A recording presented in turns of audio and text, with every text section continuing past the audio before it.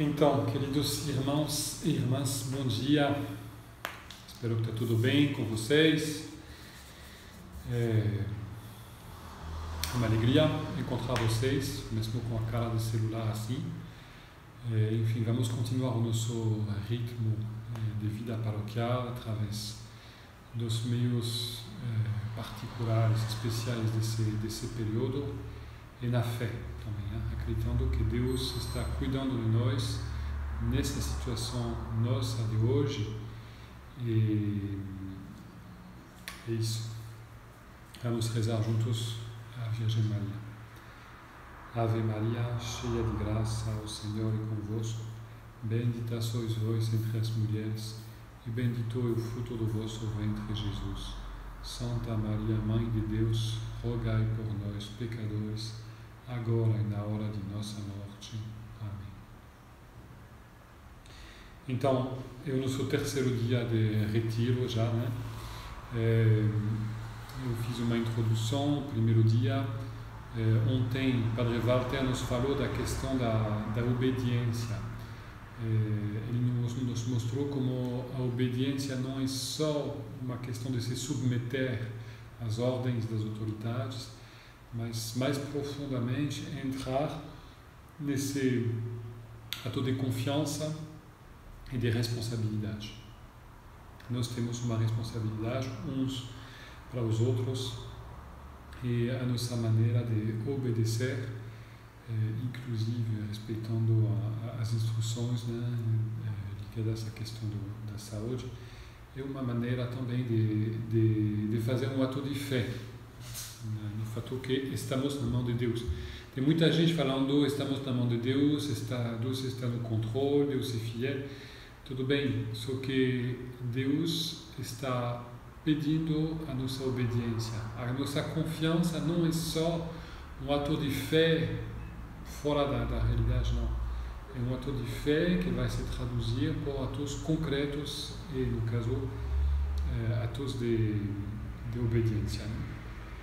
Enfim, hoje eu queria falar com vocês da Eucaristia, porque, com certeza, uma das medidas mais difíceis para nós é essa suspensão, cancelamento das Eucaristias públicas. O fato de não poder mais ir para a igreja, participar da Eucaristia, é um sofrimento grande para nós. É provavelmente uma das coisas mais difíceis ao nível da nossa fé nesse período.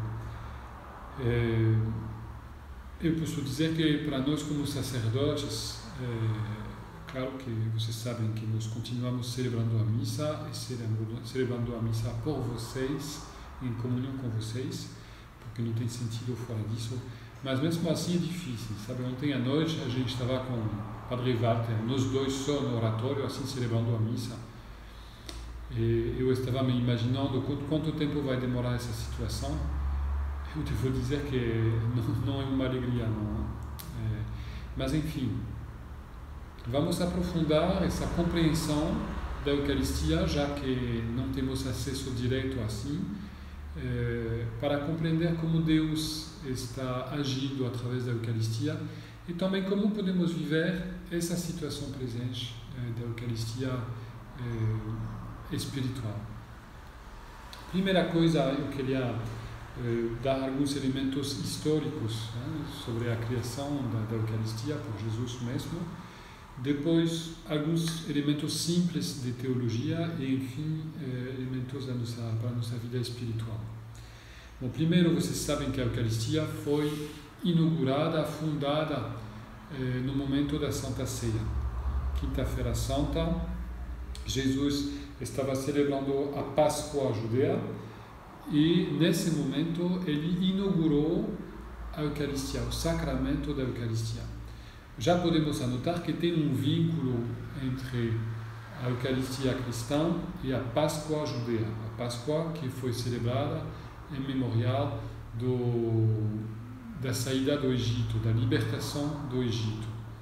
Então tem um vínculo entre os dois, que eu não vou desenvolver agora, poderia ser feito uma outra vez.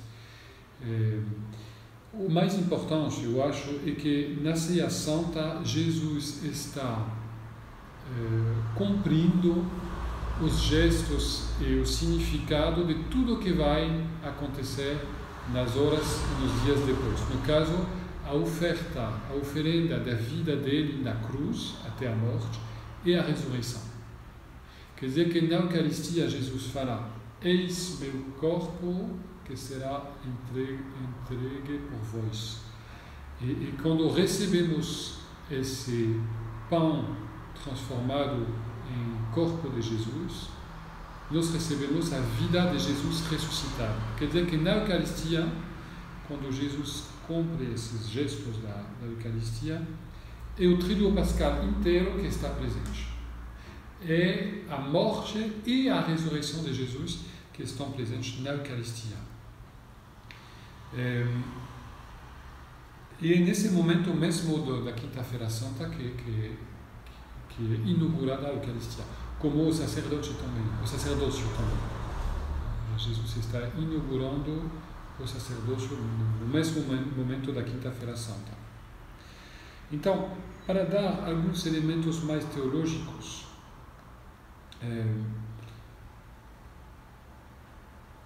geralmente a teologia oscila entre dois aspectos da Eucaristia. A Eucaristia é ao mesmo tempo uma refeição espiritual, mas refeição com a dimensão convivial, né, de convivência, e do outro lado a dimensão do sacrifício. A Eucaristia é um sacrifício porque é uma oferta de Jesus para o Pai dos céus, para a nossa salvação.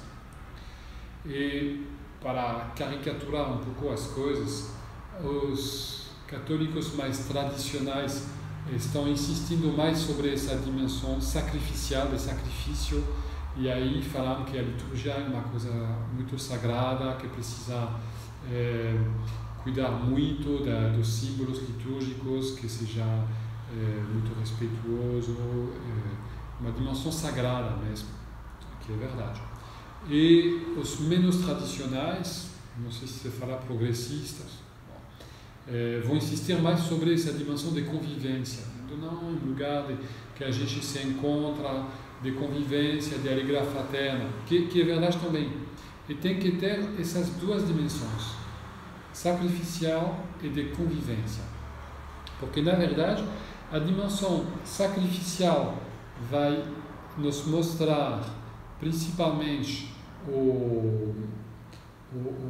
a realidade do mistério pascal, o mistério da morte e da ressurreição de Jesus na Eucaristia, porque cada vez que celebramos a Eucaristia, nós estamos na presença da morte e da ressurreição de Jesus e nós recebemos a nossa salvação. E também a dimensão de convivência, que na verdade tem uma realidade teológica. Essa dimensão de convivência é a dimensão eclesial. O fato que na Eucaristia é a igreja que está fundada. É o corpo de Jesus, corpo de Cristo, que somos, que está constituído.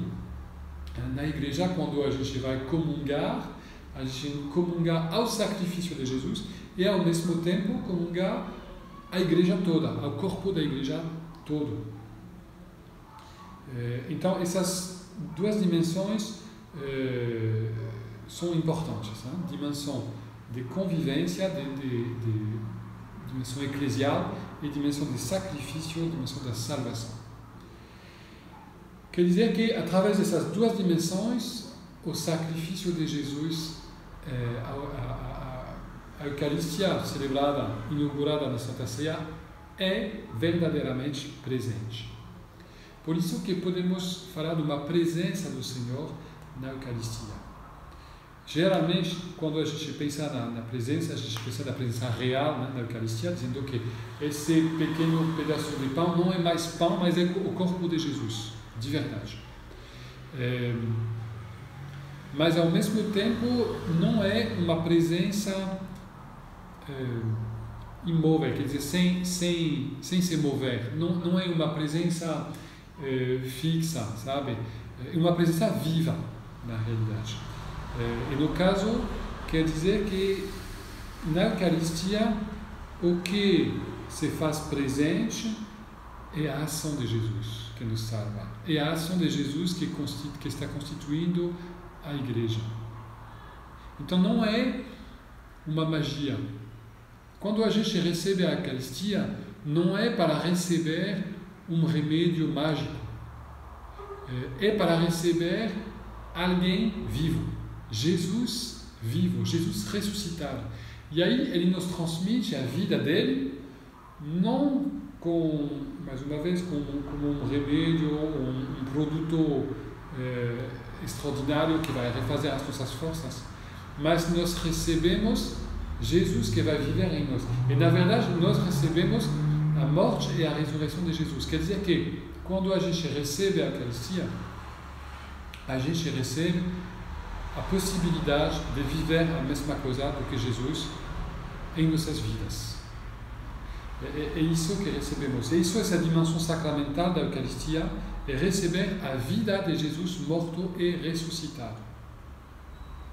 Então, eu já comecei, na verdade, a falar do terceiro ponto, da dimensão da nossa vida espiritual, é o fato que, pela Eucaristia, nós entramos numa união maior a Jesus ressuscitado.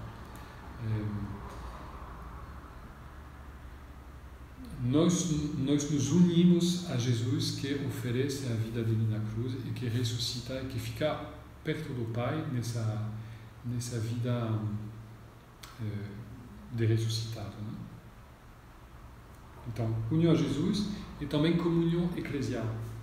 Como eu falei, a Eucaristia vem constituir a igreja. Então, cada vez que eu vou comungar, cada vez que eu vou participar da Eucaristia, na verdade, mesmo sem comungar sacramentalmente, eu participo da vida da igreja. Por isso que é tão importante que as pessoas que não podem comungar, ou porque ainda não fizeram a primeira comunhão, ou porque não se confessaram há muito tempo, ou porque estão numa situação pessoal, por exemplo, matrimonial, mas pode ser outra coisa, que não permite o acesso à comunhão, essas pessoas fazem parte da igreja.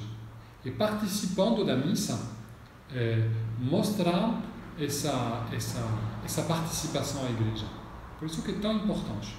E de fato, acompanhando a missa pelas redes sociais, pela internet, vocês estão participando dessa vida eclesial, mesmo sem comungar sacramentalmente. Quer dizer que tem um valor o fato de se unir assim à celebração da missa, mesmo à distância. A Eucaristia, por conta disso, é o centro da nossa vida cristã. E por ser o centro da nossa vida cristã, a Eucaristia pode ser bem integrada à nossa vida. A Eucaristia precisa ser preparada, a celebração da Eucaristia, não só pelo serviço da liturgia, mas por cada um de nós pessoalmente. E também a Eucaristia tem que ter uma ressonância depois. Quer dizer que depois da Eucaristia, algo deve mudar na minha vida. Eu não posso viver do mesmo jeito. E nesse sentido que é proposta a adoração. A adoração eucarística é um lugar onde a gente se prepara à celebração da Eucaristia e também onde a gente dá graças para a Eucaristia. De uma certa forma, a Eucaristia é sempre rápida demais. 1 hora, 30 minutos na semana, é muito rápido para compreender verdadeiramente o que está acontecendo. Então precisamos de mais tempo para meditar e como digerir, né, essa realidade da Eucaristia. E por isso que é proposto esse tempo de adoração. E nesses dias nós não podemos participar da Eucaristia porque não podemos nos reunir assim um número importante de pessoas, mas ainda é possível adorar. Agora mesmo na Igreja Matriz, a Igreja Matriz está aberta e com a possibilidade de adorar o Santíssimo. Eu convido vocês, irmãos e irmãs, a participar dessa adoração. Todos os dias das 9 horas da manhã até meio-dia, ainda é possível. Eu não sei quanto tempo será possível, mas por enquanto eu encorajo vocês, aqueles que podem, claro, a participar dessa adoração, porque é uma maneira de se unir à celebração da Eucaristia.